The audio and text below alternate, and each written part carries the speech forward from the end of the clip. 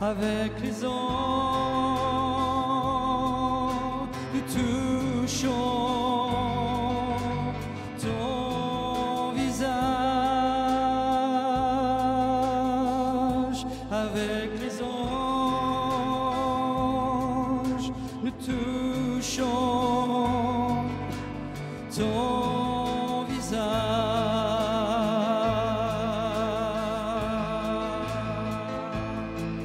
Très saint est le Seigneur,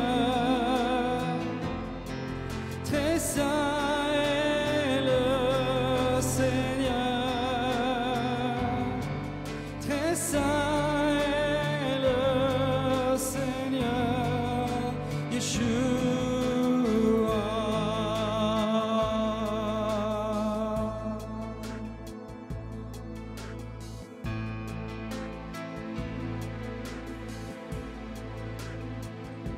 Avec les anges, nous touchons ton visage. Avec les anges, nous touchons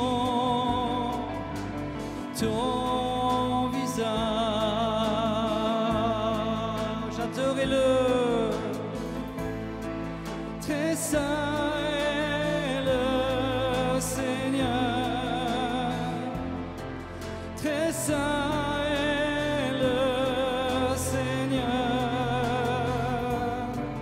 très saint est le Seigneur, Yeshua.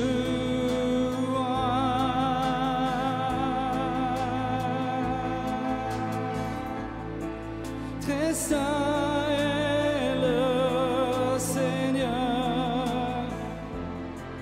très saint est le Seigneur, très saint est le Seigneur, Yeshua.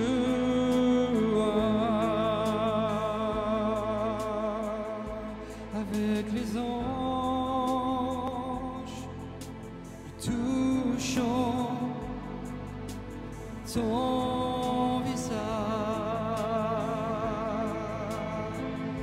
Avec les anges, nous touchons ton visage. Avec les anges, nous touchons ton visage. Avec les anges, nous touchons ton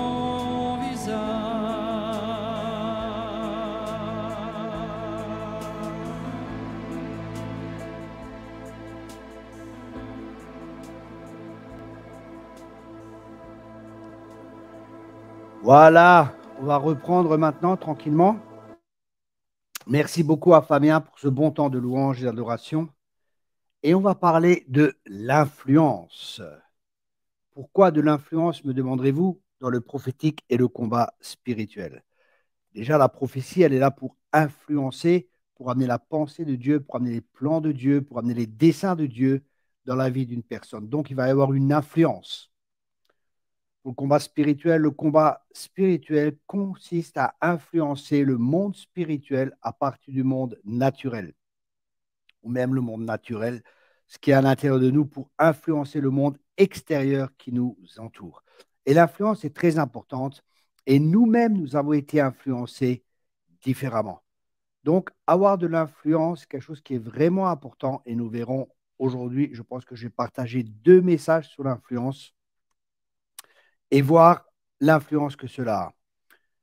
Par exemple, il y a une pièce qui est gravée et il y a certaines choses qui sont gravées en nous et cela forme des structures de pensée. Nous sommes toujours encore sur les pensées.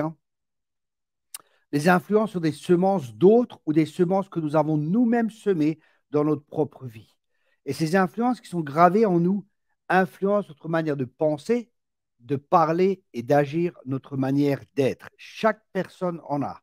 Ça influence la perception de soi parce que Dieu nous a créés ainsi.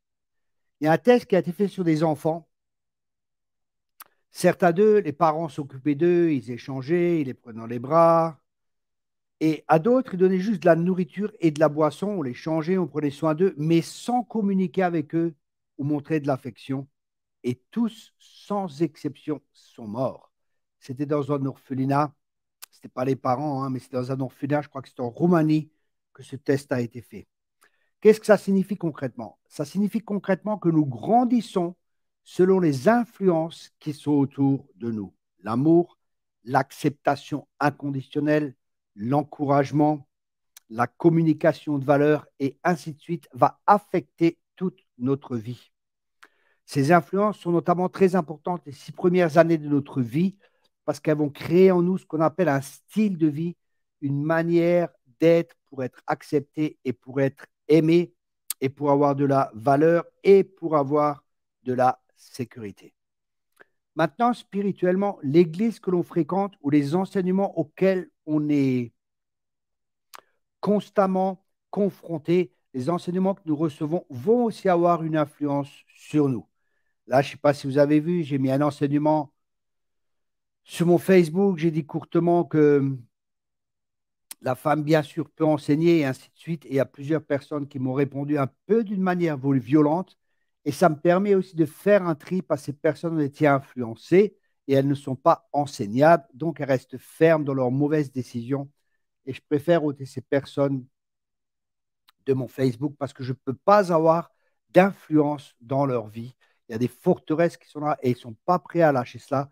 Donc, ça ne sert à rien qu'ils soient là comme amis parce que j'utilise les réseaux sociaux pour essayer d'avoir une influence dans la vie des gens à travers les messages que je partage, à travers les livres, à travers les CD, à travers tout ce que je fais. Mon but est d'influencer et nous verrons que cela n'est pas négatif, mais c'est quelque chose de positif. Nos professeurs aussi ont une grande influence dans notre vie parce que c'est des personnes d'autorité que nous croyons. Donc, quand un professeur nous dit tu ne vaux rien et ainsi de suite, il y a des forteresses qui peuvent être placées en nous et qui peuvent influencer toute notre vie. Chaque personne a des comportements qu'il a appris. Ça signifie que les comportements, parce qu'on les a appris, on peut aussi les désapprendre. Les influences sont comme un tampon qu'on reçoit d'une ou des personnes, et cela signifie des fois que nous sommes semblables aux gens ou ce que les gens pensent de nous et qu'ils proclament sur nous, qu'ils mettent en nous, si nous permettons cela dans notre cœur. Et un enfant ne peut pas se protéger, donc il aura ces choses dans son cœur. Par exemple, une pièce d'euro, elle va passer par dans la presse et elle est marquée par un tampon qui lui donne de la valeur d'1 euro. Et on peut passer par plusieurs pièces, par plusieurs presses dans notre vie qui vont nous influencer et nous donner une valeur, une manière de penser, une perception, qui vont créer des pensées en nous, qui vont donner une image de nous-mêmes et qui peut être complètement fausse. C'est pour ça que nous devons renouveler notre intelligence et comprendre qui nous sommes en Christ, des nouvelles créatures. Nous devons placer notre foi dans l'homme nouveau, pas dans le vieil homme que nous étions. Et ça, c'est en fin de compte se délaisser ou se dévêtir du vieil homme pour revêtir l'homme nouveau, Christ. C'est revêtir l'homme nouveau et nous devons apprendre qui nous sommes en Christ afin de placer notre foi dans l'homme nouveau que nous sommes devenus, c'est-à-dire nous voir comme Dieu nous voit, pour pouvoir penser comme Dieu veut que l'on pense et pour pouvoir agir comme Dieu veut que l'on agisse et avoir les résultats que Dieu veut que nous ayons. Le mot nouvelle signifie, c'est kainos, nouvelle créature, c'est le mot kainos, quelque chose qui n'a jamais été utilisé au préalable. Et nous sommes des nouvelles créatures. Les choses anciennes sont passées, mais le problème que nous avons, c'est entre notre vieille manière de penser et la nouvelle manière de penser que nous devons adopter en tant que nouvelle créature. Nous ne marchons plus selon les principes élémentaires de ce monde. Nous renouvelons notre intelligence pour rentrer dans la destinée glorieuse que Dieu a prévue pour nous. Nous ne sommes pas des victimes, nous ne sommes pas des perdants, nous sommes des gagnants et nous sommes des conquérants. Notre but, c'est de conquérir et notre combat, la partie principale du combat spirituel, se situe au niveau de nos pensées. C'est pour ça que nous devons regagner le terrain que l'ennemi a volé dans nos pensées à travers des mensonges, à travers les influences négatives qu'il a eues dans notre vie ou que nous avons permises, parce qu'un enfant ne peut pas se protéger, il croit simplement tout ce qu'on lui dit. Et c'est pour ça que Jésus doit effacer en nous toutes les influences négatives pour pouvoir mettre l'influence divine avec pour but Romains 8, verset 29. En effet, ce que Dieu a connu d'avance, il les a aussi destinés d'avance à devenir conformes à l'image de son Fils, afin que celui-ci soit l'aîné de nombreux frères. Une autre traduction dit, car ceux qu'il a connus d'avance, il les a aussi destinés d'avance à être configurés à l'image de son Fils. Et enfin, une autre traduction nous dit, en effet, ce que Dieu a enveloppé d'avance dans son plan d'amour, il les a aussi destinés depuis le commencement à porter son image. Il a décidé de faire d'eux ses enfants au même titre que son propre Fils et de les façonner pour qu'ils lui ressemblent, afin qu'il soit l'aîné d'une nombreuse famille de frères. Waouh! J'aime beaucoup cette traduction. Il nous a d'abord enveloppés dans son plan d'amour. C'est un plan d'amour. Dieu nous aime. Nous devons être conscients de cela. Et ensuite, il nous a destinés. Nous sommes destinés à quoi? Depuis le commencement, à porter son image. L'image, c'est toujours ce qui sera attaqué le plus. L'image peut aussi être traduite par identité.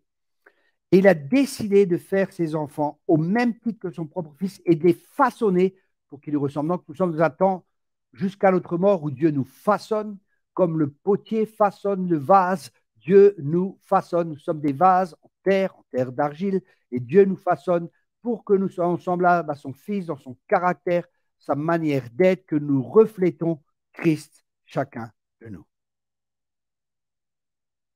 Par exemple, il y a une influence négative qui pourrait être la performance, que nous sommes acceptés dans ce que nous faisons, et quand nous échouons, nous ne sommes pas aimés, nous ne sommes pas acceptés. Et malheureusement, nous venons tous du monde, et c'est une pensée qui est très forte dans le monde. Et quand on devient chrétien, ce n'est pas parce que l'on fait ou que l'on ne fait pas, c'est parce que Christ a tout accompli à la croix. Ça ne dépend pas de ce que nous faisons, mais ça dépend de ce que lui a fait et de notre foi que nous plaçons dans ce que lui a fait qui détermine qui nous sommes.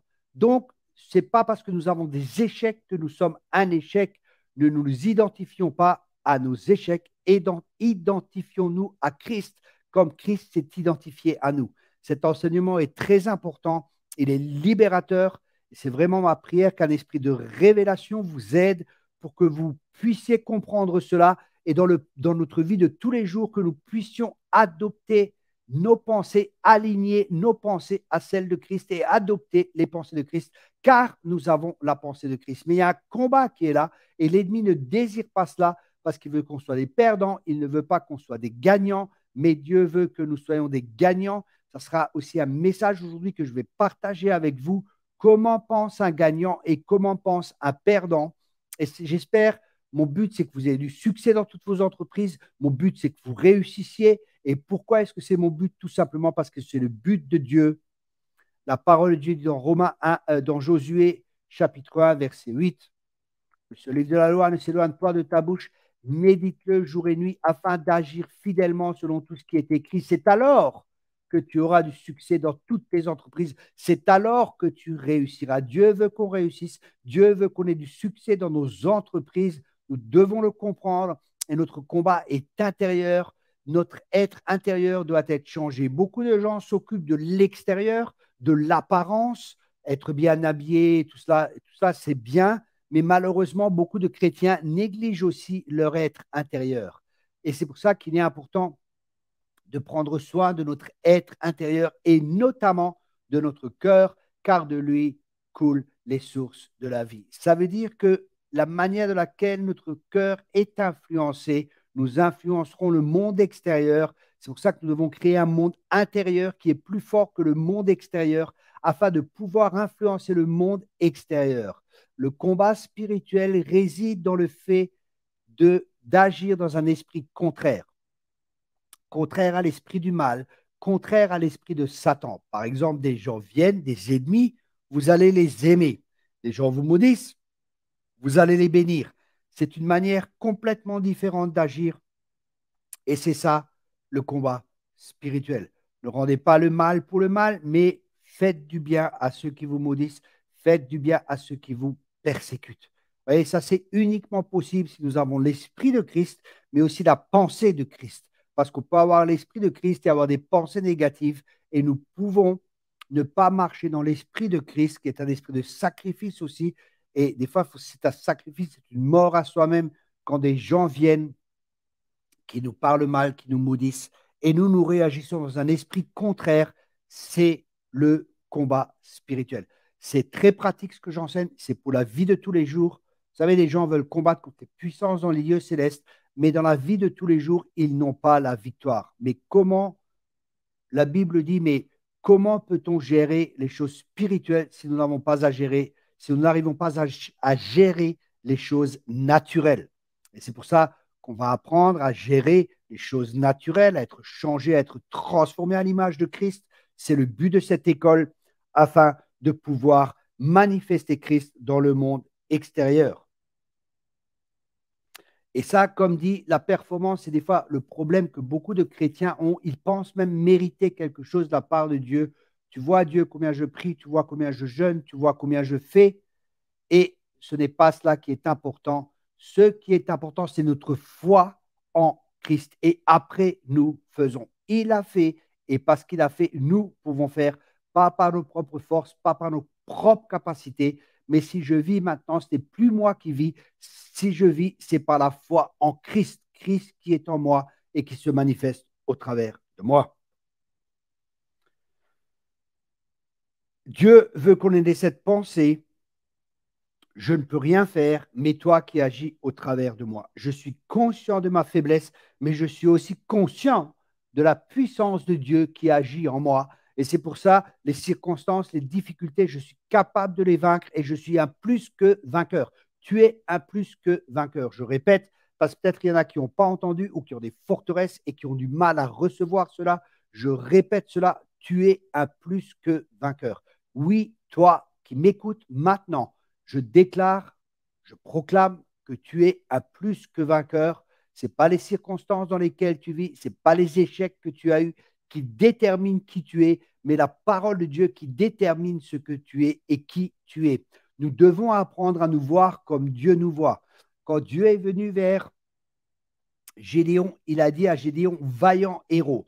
Dieu ne regarde pas au naturel, Dieu ne regarde pas à ce qui est visible, Dieu regarde à ce qu'il va faire de toi. Et Dieu va faire de toi un vaillant héros parce que Dieu te voit comme un vaillant héros. Il proclame cela sur toi. Et c'est une parole prophétique qui va libérer Gédéon, qui va le libérer dans son appel, qui va le libérer dans sa destinée.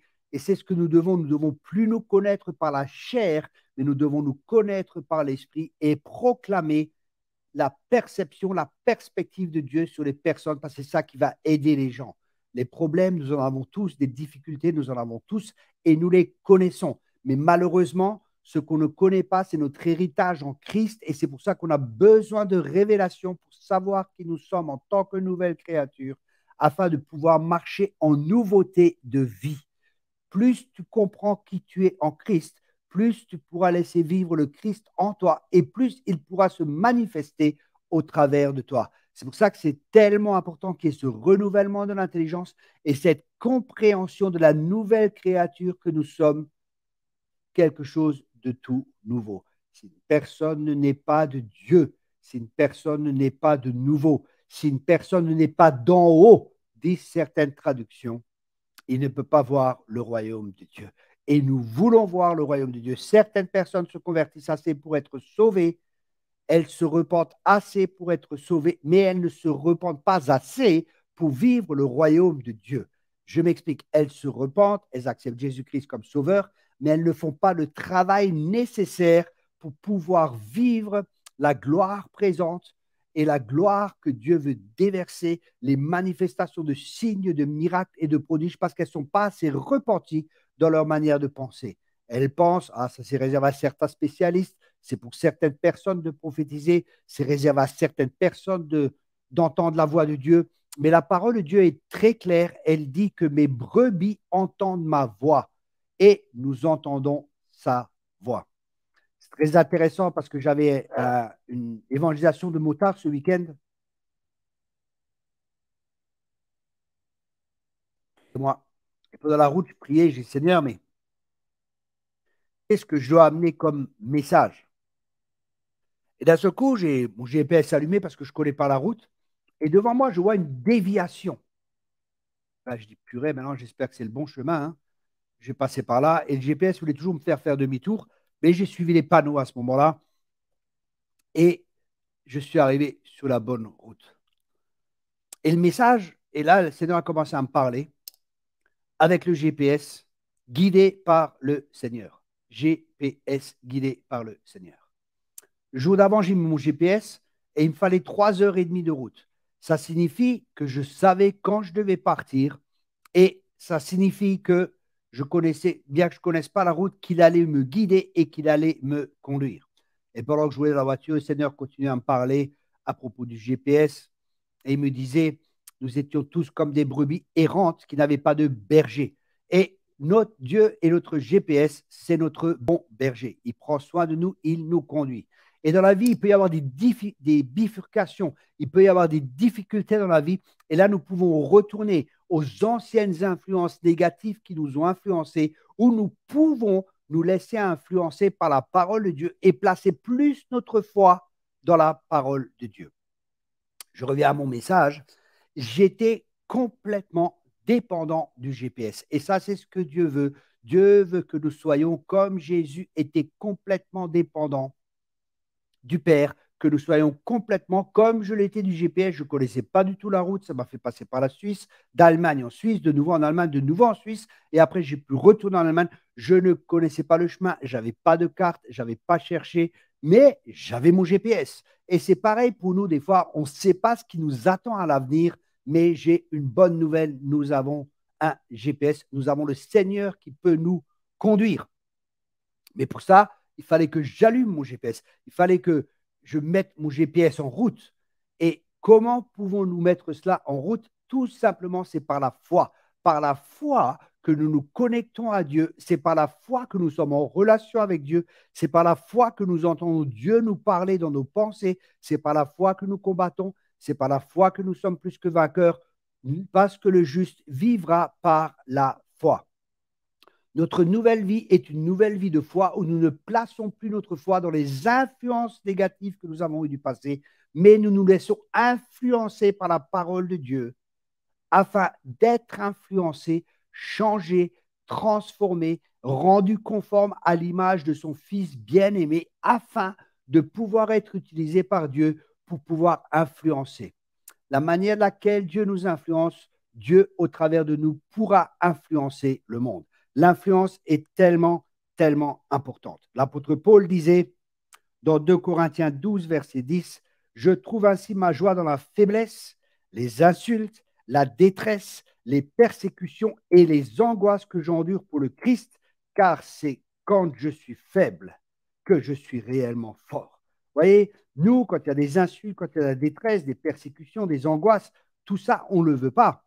Mais Christ disait, waouh, Paul disait, waouh, ça c'est magnifique, parce que là, ça montre que je suis vraiment faible et je dois m'abandonner. Je suis mort, ce n'est pas moi qui vais répondre. Je ne réponds pas, je laisse ces choses venir et je me confie en lui. Je me confie en mon GPS qui me conduira à bon port. Alléluia. Des fois aussi, le piège de la performance, peut-être je réussis, cela peut être de l'orgueil ou à l'inverse, je n'y arrive pas. Cela produira un complexe d'infériorité qui est aussi de l'orgueil car on pense pouvoir y arriver par nos propres forces. Un des moyens par lesquels cette manière de penser ou cette influence peut venir en nous, or lorsque le Père est absent, cela peut signifier pour nous la réussite est plus importante que la relation.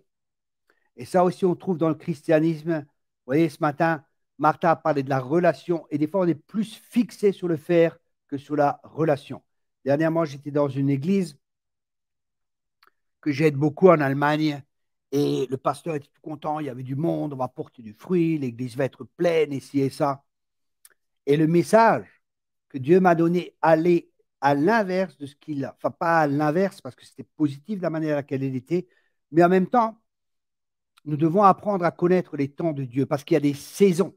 Comme le disait encore Martin ce matin, il y a des saisons où nous sommes enfants, bébés spirituels, nous sommes un enfant spirituel, nous sommes un jeune homme spirituel et nous sommes un père spirituel. Et je parlerai de tout cela les différences entre chaque niveau de maturité spirituelle que nous avons pour que vous puissiez reconnaître où vous êtes dans certains domaines, parce que dans certains domaines, vous pouvez être un père et dans d'autres domaines, vous pouvez être un enfant ou même un bébé spirituel et vous avez encore besoin de lait, c'est-à-dire de la nourriture de la parole de Dieu.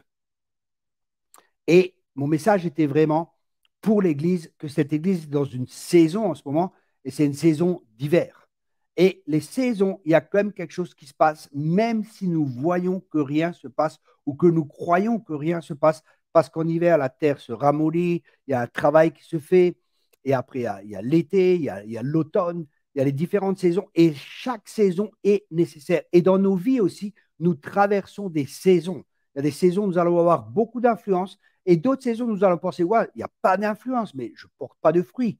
Justement, Dieu est en train de nous préparer pour l'étape suivante où nous allons encore porter plus de fruits, où nous allons encore avoir plus d'influence. Et pour nous, il est important de comprendre prophétiquement dans quel temps nous sommes, dans quelle saison nous sommes. Et l'Église actuellement est dans un temps de préparation pour l'influence qu'elle va avoir, parce que l'influence va être beaucoup plus grande et ça signifie que les combats vont être de plus en plus forts, mais parce que nous, Christ sera plus fort en nous, nous pourrons tenir dans les temps difficiles qui s'annoncent. C'est pour ça que ce n'est pas un temps pour courir, c'est un temps pour s'asseoir, c'est un temps pour chercher Dieu, c'est un temps pour développer notre relation avec Dieu, c'est un temps pour renouveler notre intelligence, c'est un temps pour être renouvelé, c'est un temps pour comprendre ce que signifie réellement être fils et fille de Dieu. Et pour cela, nous devons permettre à la parole de Dieu de l'infuser, d'avoir de l'influence dans notre vie, afin que nous soyons changés et transformés de gloire en gloire.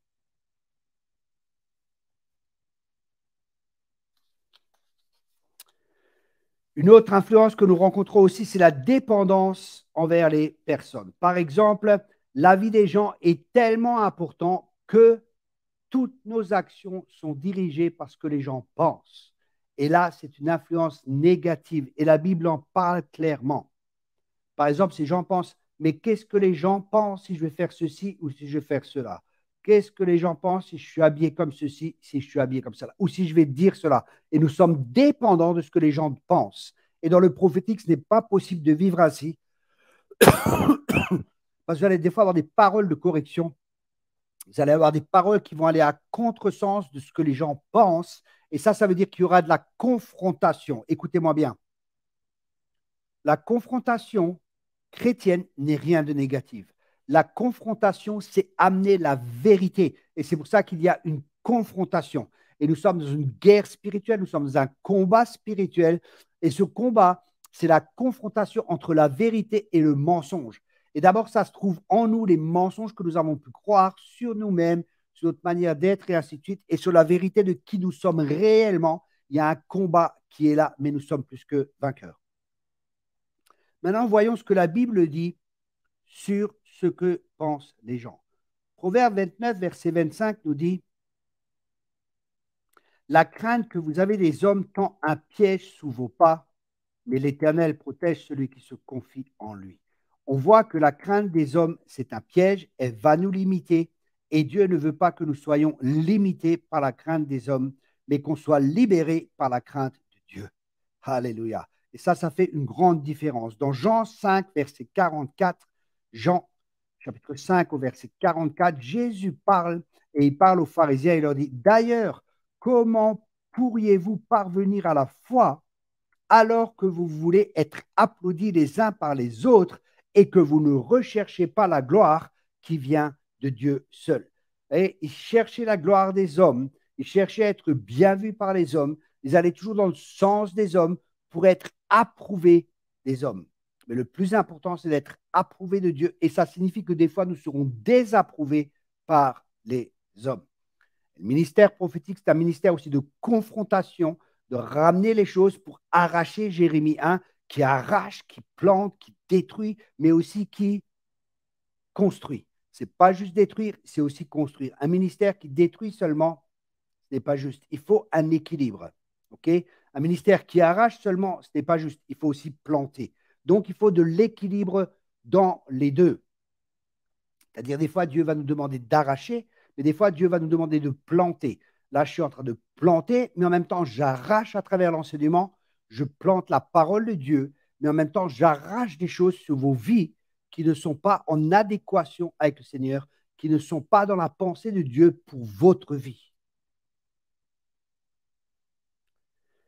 Ce texte nous révèle clairement que penser ce que vont dire les gens nous empêchera d'avoir la foi. Il dit, comment pouvez-vous parvenir à la foi? Il y a des domaines de notre vie où nous ne pourrons pas parvenir à la foi si nous cherchons l'approbation des gens, parce que nous n'irons pas dans leur sens et nous ne pourrons pas vivre, nous nous soumettrons à eux. Et ces gens, au lieu que nous soyons influencés par la parole de Dieu et que nous puissions influencer le monde autour de nous à travers cette parole, parce que nous sommes des lettres écrites, c'est ces gens qui vont avoir une influence sur nous.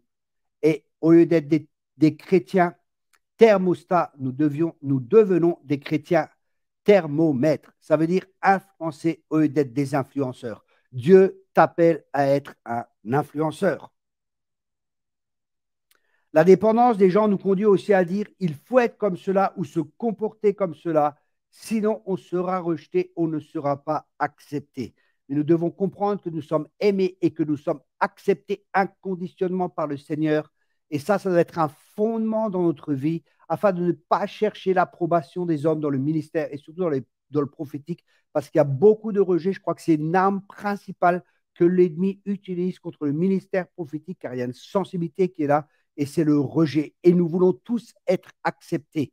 Mais nous devons apprendre à comprendre et avoir la révélation que nous sommes pleinement acceptés par Dieu. Dieu n'est pas contre nous, Dieu est pour nous. Et ça mettra un socle, ça mettra un fondement dans notre vie où nous ne chercherons plus l'approbation des hommes parce que nous savons que nous avons tout reçu. Jésus pouvait être si direct avec les pharisiens, Jésus pouvait dire la vérité parce qu'il savait qu'il était inconditionnellement accepté. Et ça, c'est un besoin fondamental de l'être humain. Et notre acceptation doit être en Dieu. Amen. L'extrême, on voit des fois chez les jeunes, avant de passer à l'autre, on voit des fois chez les jeunes la musique qu'ils écoutent, la manière de s'habiller, les baskets, les marques et ainsi de suite. Et tout ça, c'est pourquoi? Pour être accepté par les autres. Donc, la société a une influence sur nos enfants. Et c'est à nous, à la maison, de leur donner cette acceptation inconditionnelle pour qu'ils ne recherchent pas l'acceptation chez les autres dans la manière de s'habiller, dans la manière d'être, pour qu'ils ne se conforment pas au monde, mais qu'ils soient renouvelés aussi dans leur intelligence, qu'ils sachent qu'ils sont acceptés, qu'ils sachent qu'ils sont aimés, afin de ne pas être influencés par le monde qui est sous le pouvoir de Satan. Et ce n'est pas mauvais en soi si on choisit de s'habiller de telle et telle manière, mais si la motivation est je veux être comme les autres, je veux être accepté par les autres, ça peut affecter une personne, une ville, une nation, un continent. On voit par exemple avec les Rastas, qui est aussi une religion, les Rastafari, c'est une religion, il faut être comme cela, il faut être comme cela. Et on voyait plein de jeunes Rastamen, la manière de parler, la manière d'être, la manière d'avoir les cheveux, et ainsi de suite, parce qu'ils voulaient être acceptés. Et c'est pour ça que des groupes se créent, c'est pour ça que des bandes se créent, même des bandes criminelles, parce que là, ils se sentent acceptés, ils se sentent valorisés et ils trouvent leur identité. Et ça, c'est une influence qui est négative et qui va empêcher ces jeunes d'entrer dans leur destinée. Ils y rentreront peut-être, mais plus tard, s'il y a une conversion et s'il y a un renouvellement de l'intelligence. L'extrême serait de tout rejeter et vivre en dehors de la société, comme par exemple les punks aussi, non, en dehors de la société et ainsi de suite. Parler et penser négativement est aussi une influence négative. Par exemple, des parents qui disent nous voulions t'avorter, tu n'y arriveras pas, tu n'es pas capable. Tout cela va influencer notre manière de vivre et nous devons renverser ces forteresses, nous devons les briser et nous allons apprendre comment renverser tous ces mensonges et comment les renouveler par la vérité. Et ça va vous aider et c'est un travail de tous les jours. Vous savez, être une nouvelle créature, c'est bien. Mais si nous ne renouvelons pas notre intelligence, il n'y aura pas de changement, il n'y aura pas de transformation. Et Dieu désire qu'on soit transformé à l'image de son Fils. Ça veut dire que c'est un processus qui va durer toute notre vie. Toute notre vie. Il y a un changement dans notre manière de penser, dans notre manière d'être et dans notre manière de faire, afin de ressembler de plus en plus au Seigneur. Ces influences aussi peuvent avoir ces influences peuvent avoir une influence sur des générations. Par exemple, dans notre famille, on ne montre pas que ça va mal. Il faut toujours que tout soit bien. Il faut toujours qu'on sourie. On ne dit rien de ce qui se passe dans la famille. On cache tout à l'intérieur. Rien ne sort de chez nous. On montre toujours que tout va bien et ainsi de suite et ainsi de suite. Et ça peut influencer toute notre famille et chacun de nous a une influence familiale. La question à se poser, quelle est l'influence qu'il y a dans notre famille? L'influence dominante. Nous sommes médecins, nous réussissons toujours, nous n'avons que des belles voitures, ou ceci, ou cela, nous sommes mieux que les autres, nous ne sommes pas comme les voisins, et ainsi de suite, et ainsi de suite. Il peut y avoir tellement de mensonges que nous avons cru dans notre enfance et qui nous ont été inculqués que ça va influencer toute notre manière de vivre. L'influence, par exemple, une relation sexuelle avant le mariage n'est pas bonne. Les jeunes pensent de nos jours que on peut faire ce qu'on veut, par exemple dans les années 60, en 68, hein, libre sexualité, faites ce que vous voulez, ça n'a aucune conséquence. Et vous savez, des fois, en tant que chrétien, c'est difficile. J'ai beaucoup de jeunes là, dans mon équipe. En Allemagne, il y a énormément de jeunes. Et là, je les vois, ils se gardent purs. Et des fois, les gens du monde se moquent d'eux, essayent de les influencer négativement. Mais heureusement que j'ai pu les influencer, qu'ils ont été influencés par la parole de Dieu. Et ils préfèrent croire l'influence de la parole de Dieu que l'influence du monde. Le pessimisme aussi est une influence négative. Vous voyez, il y a celui qui est avec ma belle-mère, par exemple, hein, il y a une influence négative. Ah, je ne veux pas attraper le Covid, je ne sors pas. Tout le temps, ils portent des masques. Je ne vais pas sortir, je ne peux pas aller là. Je me fais vacciner tout de suite. Vous voyez, la peur, le pessimisme, toujours il va marier quelque chose de mal. Au lieu d'être optimisme, au lieu de voir le verre à moitié plein, il le voit à moitié vide. OK? Et ça, c'est important pour nous que nous changions cette attitude. Tu n'es pas comme cela, tu n'es pas timide. Ce n'est pas un esprit de timidité que tu as reçu. Tu n'es pas pessimiste, c'est une manière de penser que tu peux changer pour devenir optimiste. Dieu veut que tu sois optimiste. Le meilleur est devant toi. Amen et amen.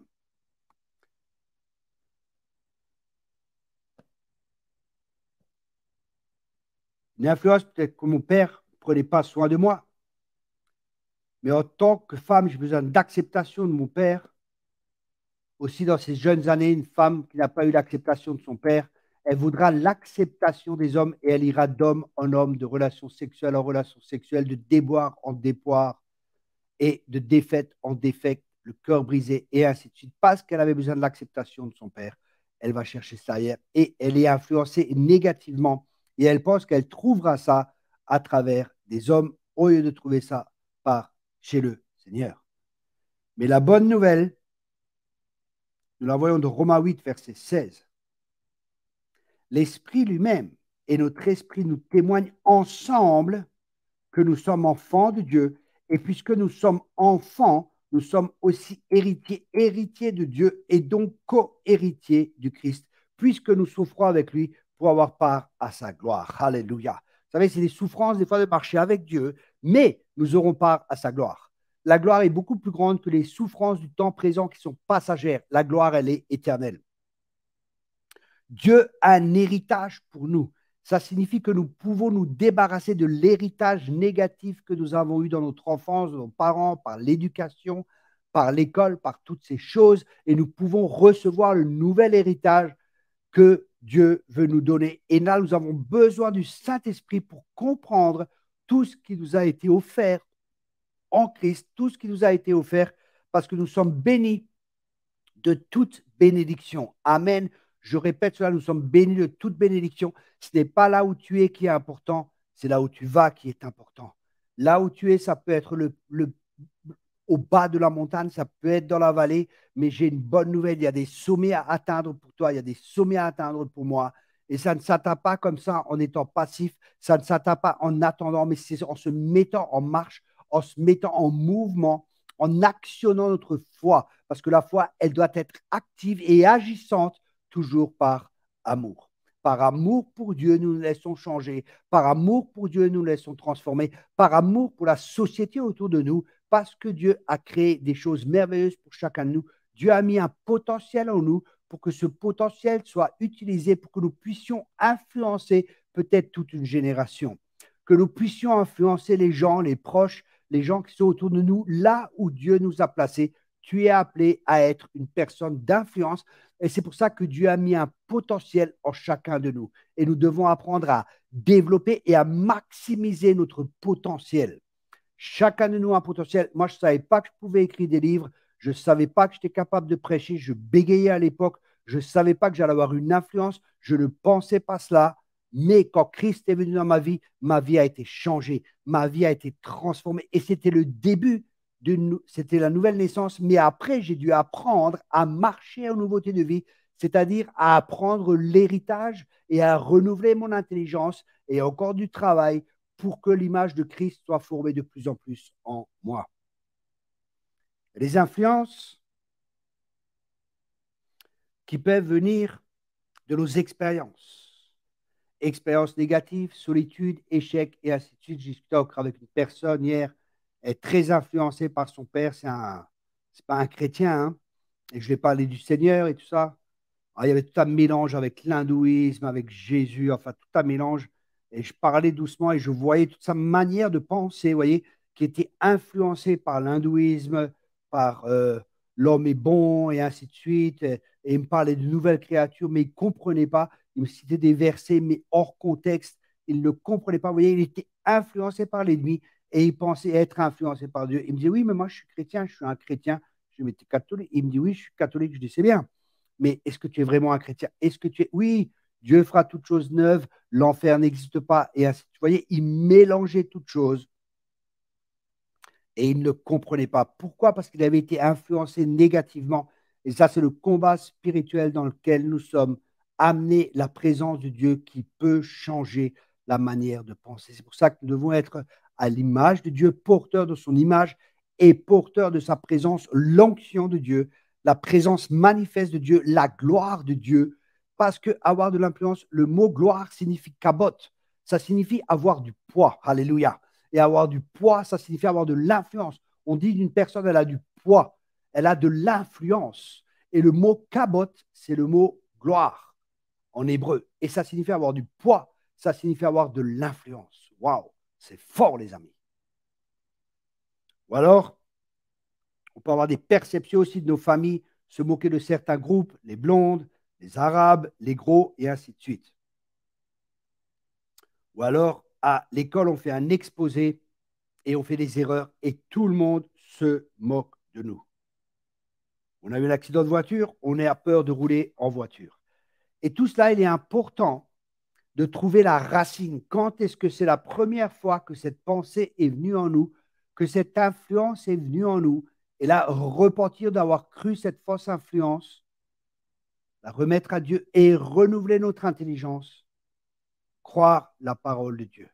Je suis le plus petit dans ma famille, je n'y arriverai pas, vaillant héros. Et là, j'ai dû faire un combat et croire, non, toute l'influence familiale, je ne l'accepte pas, je suis un vaillant héros. Et bien aimé, j'aimerais te dire que tu es un vaillant héros. Cette école fera de toi un vaillant héros. Elle développera le potentiel de Dieu en toi, ce que tu es déjà, mais peut-être que tu n'es pas encore conscient parce qu'on t'a toujours dit des choses négatives. Dans cette école, tu vas apprendre qui tu es afin de pouvoir accomplir ta destinée qui est glorieuse et afin de pouvoir utiliser et manifester, rendre visible tout le potentiel que Dieu a mis en toi. Et il est beaucoup, beaucoup plus grand que ce que tu penses et que ce que tu peux espérer.